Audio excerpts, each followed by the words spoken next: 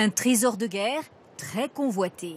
Plusieurs régimes de retraite ont amassé 165 milliards d'euros. Exemple, les retraites complémentaires des salariés du privé, 71 milliards, la cagnotte des indépendants, 16 milliards, ou celle des professions libérales, 22 milliards d'euros.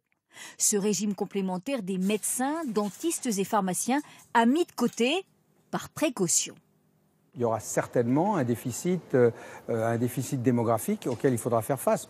Personne ne sait combien, puisque ça dépend des populations, ça dépend des entrants à un moment donné. Mais en tout cas, on sait qu'on en aura besoin. C'est pour ça qu'on les constitue. C'est de la prudence. D'un côté, les excédents avec les fourmis, de l'autre, les cigales sans aucune réserve, notamment le régime de base des salariés du privé, celui de la fonction publique, les retraites des cheminots et de la RATP. Que va-t-il se passer avec la réforme des retraites qui prévoit, à terme, le même système pour tous, salariés, fonctionnaires, indépendants?